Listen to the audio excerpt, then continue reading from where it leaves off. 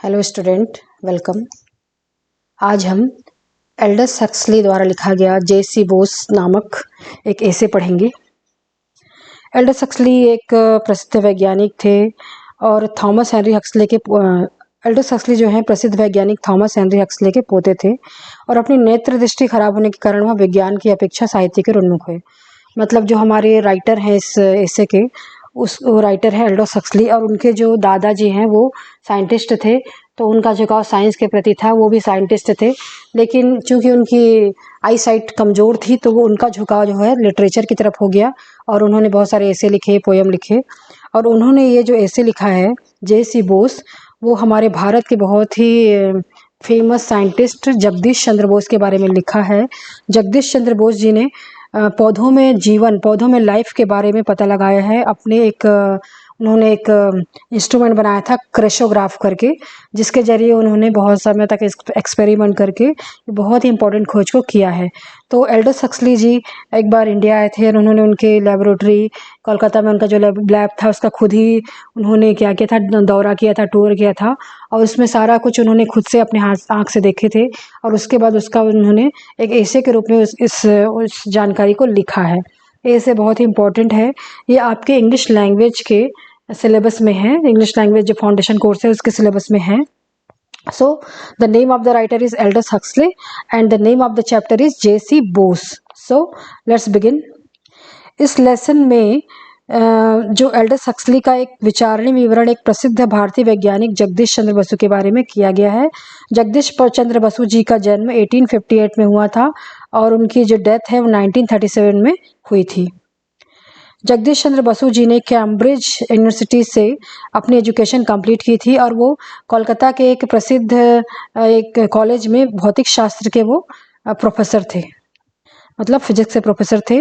और वह एक अद्वितीय भौतिक शास्त्री थे, बहुत ही मतलब विलक्षण क्षमता थी उनमें। उनका सबसे महत्वपूर्ण आविष्कार था क्रेशोग्राफ, जो कि पौधों की हलचल को 10 गुना करके दिखलाता था। इस लेसन में जो राइटर हैं हक्सले ने पौधों के जीवन के बाबत श्री जे.सी. बोस की आश्चर्यजनक खोज का सुंदर वर्णन किया है कि किस तरह से इतने जो एकदम वंडरफुल एक्सपेरिमेंट उन्होंने किया है, इसका वर्णन किया है बहुत ही सुंदर तरीके से। तो अब हम इसका हिंदी में समरी देखते हैं। समरी इन हिंदी। इस एक प्रयोगकर्ता एक उत्सुक बुद्धिमान होता है। फैराडे ने बिजली की अद्भुत शक्ति को मामूली चीज़ों से, कुछ तार, कुछ सिल्क, मोम तथा 2-3 परतों की सहायता से खोज लिया है। यहाँ पे राइटर कहते हैं कि प्रयोगकर्ता बहुत ही बुद्धिमान होता है, वो इंटेलिजेंट होता है, वो कुछ मामूली सी चीज़ों से बहुत ही बड़ा एक्सपेरिमेंट कर लेता है। जैसे कि माइकल फैराडे ने बिजली की जो खोज की है मामूली चीज़ों से की है। कुछ तार थे उनके पास, सिल्क था, मोम, ये सब चीज़ें उन्होंने इकट्ठा किया और अपने इस इम्पोर्टेंट खोज को अंजाम दिया। श्री जे.सी. बोस ने भी एक छोटी घड़ी, कुछ सुइयां, कुछ रेशों की सहायता से पौधों की प्रगति का अध्ययन किया। तो सिमिलरली कह सकते हैं कि जे.सी. बोस के पास भी कोई बहुत ही भारी भरकम इक्विपमेंट नहीं था। उनके पास कुछ क्लॉक थे, घड़ियां थी, कुछ सुइयां थी, कुछ रेशे थे। इन्हीं चीज़ों से उन्होंने अपना एक्सपेरिमेंट शुरू किया। उन्होंने पौधों की नलिकाओं, धड़कन, पाचन प्रक्रिया का भी अध्ययन किया। उन्होंने क्या किया, जे.सी. बोस ने पौधों में जो वेन्स होती हैं और जो हार्ट बीट होती हैं और जो डाइजेशन मतलब पाचन की प्रक्रिया होती है, इन सब चीज़ों का उन्होंने एक्सपेरिमेंट किया, इसका पता लगाया और इन चीज़ों की जानकारी लेने में उन्हें काफ़ी समय लगा। अब ऑब्वियस है कि साइंटिफिक खोज में तो बहुत ही टाइम लगता ही है। कोलकाता के बॉस संस्थान में श्री जे.सी. बोस जो स्वयं निर्देशक थे, तो कोलकाता में एक बॉस इंस्टीट्यूट था जिसमें वो डायरेक्टर थे जे.सी. बोस। समस्त दिन निरीक्षण करने के पश्चात उन्होंने कई चीज़ों का विस्तार से वर्णन किया। पौधों की बाढ़ को, जिसने एक सुई इंगित करती थी, सहायता से देखा जा सकता था। अब जब हमारे जो राइटर हैं एल्डस हक्सले ने उस इंस्टीट्यूट का दौरा किया था, तब बोस ने खुद ही घूम कर इन सारी चीज़ों को हक्सले जी को बताया था कि क्या क्या चीज़ें जिस पर एक्सपेरिमेंट कर रहे थे। वो होता है कि कैसे पौधे बढ़ते हैं, छोटे से लेके बड़े कैसे बढ़ते हैं और कैसे इस उनकी जो बढ़त है उसको एक सुई जो है, सुई इंगित कर रही, सुई बता रही थी कि कैसे बढ़ रहे हैं। यहाँ पर एक धुंधले कांच पर देखा जा सकता था, मतलब एक कांच था जिसको धुंधला, कुछ उसमें से धुआं टाइप का था, उसमें जो सुई धीरे धीरे बढ़ती थी, इससे पौधों के ग्रोथ को दिखाया जा रहा था। इसमें पौधों को भोजन करते हुए दिखाया जा रहा था। यह भी देखा गया कि पौधे ऑक्सीजन कैसे छोड़ते हैं। सब पौधे ऑक्सीजन छोड़ रहे थे, जिनमें उससे एक घंटी बजती थी। जैसे ही ऑक्सीजन छोड़ते थे, एक घंटी बजती थी, टिंग टिंग टिंग टिंग। पर जब पौधों को छाया से ढक दिया जाता था, तो घंटी ने आवाज़ देना बंद कर दिया अथवा घंटी बजना बंद हो गया। इसका मतलब इससे पता चलता है कि जब उनको छाया हो गया तो उनको वो ऑक्सीजन नहीं छोड़ पाते थे। पर इसीलिए शायद बोलते हैं कि रात को जो पौधे होते हैं वो ऑक्सीजन नहीं छोड़ते, बल्कि कुछ समय वो कार्बन डाइऑक्साइड छोड़ते हैं। पर जब पौधों पर एक बूंद पानी डाला गया, तो घंटी की आवाज़ पुनः टाइप मशीन की आवाज़ के समान बजने लगी। मतलब पौधों में जैसे एक बूंद पानी डाला गया, तो फिर घंटी की आवाज़ बजने लगी, मतलब फिर से ऑक्सीजन वो छोड़ने लगा। श्री जे.सी. बोस ने पास के एक पेड़ की ओर इशारा किया, जिसे दूर से लाया गया था। एक बड़ा सा पेड़ था, उन्होंने इशारा करके बताया कि देखो इसको। यद्यपि ऐसे पेड़ बहुत पुनः ठीक प्रकार से नहीं उग पाते। स्वाभाविक है, हम लोग जब कोई प्लांट को, छोटे से प्लांट को एक जगह से दूसरी जगह उगाते हैं तो उग जाता है आसानी से, लेकिन कोई बड़ा अगर पेड़ हो तो ये तो इम्पॉसिबल लगता है हम लोग को। बॉस ने एक उस पौधे को पुनर्स्थापन करने के लिए क्लोरोफॉर्म का प्रयोग किया। अब जैसे आप जानते हैं क्लोरोफॉर्म का यूज़ किया जाता है लोगों को बेहोश करने में, तो उन्होंने एक तरह से क्लोरोफॉर्म का यूज़ किया ताकि पौधे को बेहोश किया जा सके, और ये जो उसका ट्रॉमा है एक जगह से सेपरेट होकर दूसरी जगह में जड़ पकड़ने का, इस ट्रॉमा से वो बच सके। और उन्हें इसमें सफलता भी मिल गई।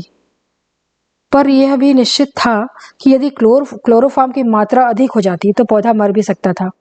क्लोरोफॉर्म मनुष्य तथा पौधों के लिए समान रूप से हानिकारक है और वो डेंजरस है। बॉस ने यह उपकरण, यह जो इंस्ट्रूमेंट था, ऐसा भी दिखलाया जो कि पौधों की धड़कन को बतलाता था। कि इंस्ट्रूमेंट ऐसा भी था जो कि उसके हार्ट बीट को भी नापता था। वह एक बैरोमीटर के समान था। बैरोमीटर जो होता है, दाब को मापता है जो। इस यंत्र की सहायता से पौधों की धड़कन देखी जा सकती थी। कैफीन की एक बूंद ने धड़कन को बढ़ा दिया, जबकि क्लोरोफॉर्म की एक बूंद ने पौधे को संघर्ष करते हुए मार डाला। अरे बाप रे। अब कैफीन की जो एक बूंद थी, वो उससे क्या हुआ, जब पौधे पे डाला गया तो क्या हुआ कि जो उसका जो धड़कन बढ़ गया। जैसे हम लोग चाय पीते हैं तो एनर्जी आ जाती है ना, चाय में कैफीन रहता है, और उसी प्रकार ही उसका धड़कन बढ़ गया। और जब क्लोरोफॉर्म की बूंद पौधों में डाला गया तो उसको तड़प तड़प के मरते हुए दिखाया गया। मतलब उसके लिए वो ज़्यादा हो गया और वो मर भी गया। एक तरह से जहर का काम कर दिया उसको। सभी को पौधों की मृत्यु पर उसी प्रकार दुख हुआ जैसा कि किसी मनुष्य की मृत्यु पर होता है। जब कभी कोई कसाई खाने में जाता है तो वो बीमार होकर गोश्त खाना छोड़ देता है और वो शाकाहारी बन जाता है। कई लोग ऐसे होते हैं जिन लोग नॉन वेजिटेरियन रहते हैं, और कभी कभी घूमते घामते अगर वो चले गए कसाई खाने में, बूचर खाने में, तो वहाँ जो एनिमल्स जो सफ़र करते हैं उसको देख के उन लोग अपना जो नॉन वेज खाना छोड़ देते हैं। इसलिए यह सलाह दी जाती है कि कोई भी बोध संस्थान को देखने ना जाए, क्योंकि शायद ऐसा ही करने से वह गोश्त खाना छोड़ दे। पर बोश का दृढ़ विश्वास है कि सभी पदार्थों में जीवन है, अतः यह शाकाहारी तो कुछ भी खाने को नहीं बचेगा, क्योंकि सभी गतिशील चीज़ों में जीवन है। अब यहाँ पर एक तरह से हंसी मजाक में एल्डस हक्सले कहते हैं कि भूल के भी कभी आप लोग जे.सी. बोस के इंस्टीट्यूट में घूमने मत चले जाना, क्योंकि जैसे कि जो नॉन वेजिटेरियन है नॉन वेज खाना छोड़ देता है कसाई खाने में जाकर, उसी प्रकार आप जब जाओगे बोस इंस्टीट्यूट में आपको पता चलेगा कि पौधों में भी जीवन है, और वो ये भी कहते हैं कि मिनरल में भी जीवन है। तो ऐसी कोई चीज़ नहीं बचेगी आप लोग के पास जिसको आप खा पाएंगे। इस तरह से ये जो लेसन है कंप्लीट होता है, इसका समरी। अब हम इसका थोड़ा क्वेश्चन आंसर पढ़ लेते हैं।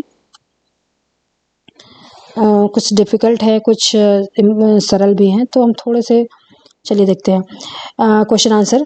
Question number 1, when do difficult thing become so simple?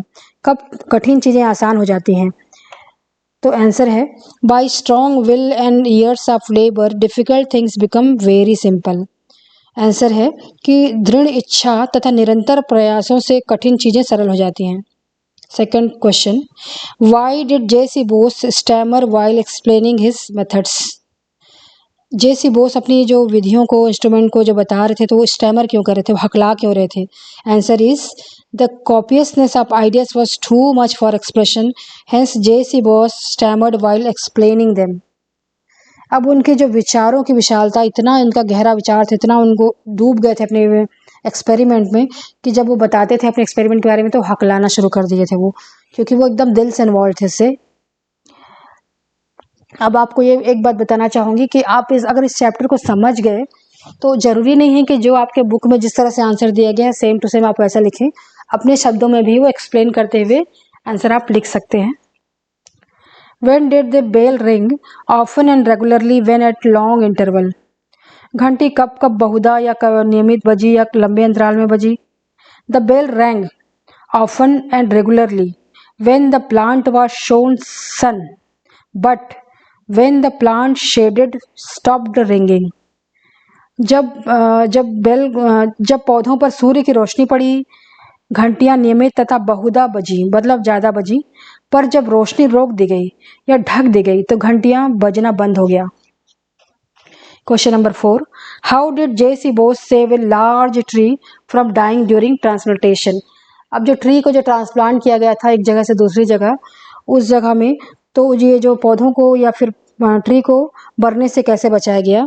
तो transplanting of a large tree was successfully done by J.C. Bose by administering chloroform to it. जैसे मैंने बताया आपको कि उसको क्लोरोफॉर्म दिया गया था ट्री को।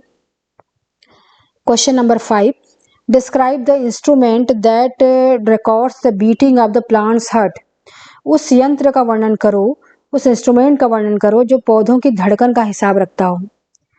The instrument, answer, the instrument which records the beating of the plants heart, which has a system of levers just like a barometer, but it can record very minute pulsation on a smoked glass. वह एक instrument था जो कि पौधों की धड़कन का record रखता है। उसमें एक बैरोमीटर के समान लीवर्स होते थे और जो कि धुंधले कांच पर छोटी सी छोटी धड़कन को भी रिकॉर्ड कर लेता था। क्वेश्चन नंबर 6 अब पढ़ते हैं। When did the pulse of the plant becomes more violent and more rapid? पौधों की धड़कन अधिक विप्लवी तथा बहुत तेज कब हो जाती है? आंसर है, whenever a stimulant like caffeine or camphor was added to plant water, the unadulations increased and the plant heart become more violent and more rapid. जब कभी कैफीन या कपूर जो कि उत्तेजक होता है पौधों के पानी में मिला दिया गया, पौधे को पानी देते हैं उसी के साथ मिला दिया गया, तो पौधों की जो धड़कनें तेज हो गई और पौधों का जो हार्ट था अधिक तेजी से धड़कने लगा। अब ये सामने में आपको दिख रहा होगा कि मैं स्लाइड चला रही हूँ। इस स्लाइड में क्या है कि स्लाइड में इसका समरी है, इंग्लिश का समरी है। आप चाहें तो बाद में इसको नोट डाउन कर सकते हैं समरी को और अच्छे से समझ सकते हैं इंग्लिश में भी। अभी मैं आपको हिंदी में समझा रही हूँ। Question number 7, why does the agony of plant leaves us indifferent? हमको जो प्लांट की जो एगोनी है उसका जो दर्द है उनको हम उसके प्रति ज़्यादा ध्यान नहीं देते, ऐसा क्यों है? As the agony of the plant is mostly unseen, hence we are generally indifferent to it. हमको जो प्लांट का जो दुख दर्द है वो हमको दिखाई नहीं पड़ता, हमको पता नहीं चलता कि उसको भी दर्द हो रहा है, इसलिए हम उसके जो तकलीफ से अनजान रहते हैं। Question number 8, what has deprived conscientious practitioners of ahimsa of their last hope? अब अहिंसा का पालन करने वालों को अंतिम आशा से कैसे वंचित हो जाना पड़ा, ऐसा वो क्वेश्चन है। आंसर है, metals also like vegetables and animals organism react because of life, and thus the conscientious practitioners of ahimsa are deprived of their last hope because whatever they eat that has life. अब यहाँ पे वही बात है कि जो vegetarians हैं वो पौधों में वनस्पति तथा पशुओं के अंगों की भांति जीवन होता है। जैसे पहले वेजिटेरियन लोग नहीं खाते हैं नॉनवेज क्योंकि उसमें जीवन होता है, तो जैसे J.C. बोस के बाद हमको पता चला कि पौधों में भी और वनस्पति में भी जीवन होता है मनुष्यों की भांति, पशुओं की भांति। अतः अहिंसा का पालन करने वाले को भी अंतिम आशा से वंचित हो जाना पड़ता है, क्योंकि जो भी खाएंगे उसमें जीवन है, मिनरल में भी जीवन है, मेटल में भी जीवन। इस तरह से किसी ने एक्सपेरिमेंट और भी किया है। Question number 9, why should people be cannibals? ये जो मतलब इसमें है कि लोगों को मांस भक्षी क्यों हो जाना चाहिए। People also be cannibals because there is a life even in the inanimate, and so there is nothing which can be eaten without having a life in that. तो इस तरह से कैनिबल्स कहा जाता है, नरभक्षी को कहा जाता है। तो एल्डस सक्सली ने मजाक में किया है कि इससे अच्छा लोगों को कैनिबल हो जाना चाहिए। तो इसमें क्यों होना जाना चाहिए करके इसका क्वेश्चन है। तो इसलिए हो जाना चाहिए क्योंकि जो भी वो खाते हैं उसमें जीवन है। अब एक थोड़ा लॉन्ग क्वेश्चन है। Answer the questions given below in the one paragraph of 100 words. How does Huxley establish similarity between Faraday's discovery of electricity and Bohr's discovery about plant? Aldous Huxley ने फैराडे की बिजली की खोज तथा पौधों की खोज के बारे में कैसे समानता स्थापित की है। तो जैसे मैंने अपने बताया था कि बहुत ही सिंपल चीज़ों से उन्होंने खोज की है। Big inventions have been made by the simple things, as the clear with the case of the Faraday and the J.C. Bose. It is all because they had inquisitive mind and were genius. Faraday, with help of canister, some wires, silk, sealing wax, and 3 jam pots, found the hidden secret of magnetism and electricity. In the same way, J.C. Bose conducted experiments with the help of simple things. With the help of a small clock, some needles, and filament, he could find out that plants have life. Like men and animals, the plant also inhale and exhale. They are also affected by the pain and sufferings, and they also die by the fatal stimulant. Both Faraday and J.C. Bose persistently worked on their projects and their labors bore fruits. अब इस बात को मैंने आपको पहले भी समझा दिया था कि बहुत ही छोटी चीज़ों से उन्होंने बहुत ही बड़ा एक्सपेरिमेंट किया था। आपको मेरे ख्याल से इसका हिंदी मीनिंग भी समझ में आ गया होगा। Question number 2, describe the features that are common between plant and animals. ये सभी लॉन्ग आंसर टाइप क्वेश्चन है। पौधों तथा जानवरों के गुणों में क्या समानता है उसका वर्णन करिए। Plants and animals have many things in common. Both have life and had meet death. Both of them inhale and exhale, and though with a little difference. तो पौधों में भी जीवन है, एनिमल में भी जीवन है, दोनों ही सांस लेते हैं और दोनों में बस जरा सा डिफरेंस है। Both plants and animals need food for their preservation. Plants को भी चाहिए अपने जीवन को बचाने के लिए फूड चाहिए, एनिमल्स को भी चाहिए एंड डेवलपमेंट के लिए भी चाहिए। Water is very essential for them. Water भी जरूरी है। It has been proved by J.C. Bose that plants have life and their hearts beat can be recorded as we see in the case of animals. जैसे हम लोग animals में देखते हैं record होता है हार्ट बीट, उसी तरह से J.C. Bose ने भी रिकॉर्ड करके बताया कि हम इसके हार्ट बीट को भी रिकॉर्ड कर सकते हैं। We feel pain at the sight of a dying animal, but it is not the case when we see plants dying. लेकिन हम प्लांट को मरता देख कर नहीं रोते हैं, नहीं दुखी होते हैं। क्यों? क्योंकि हमको पता ही नहीं चलता कि इसमें जिंदगी है, उसके हम धड़कन को नहीं जान पाते। It is due to the fact that many of us do not realise the dying of plant is significant because it is not visible. तो हम उसको देख नहीं पाते, तो उसको समझते हैं कि उसमें जीवन नहीं है और वो तड़प नहीं रहा है, वो ये नहीं हो रहा है। अब इस तरह से ये लेसन है। Hope you like this video. Thank you.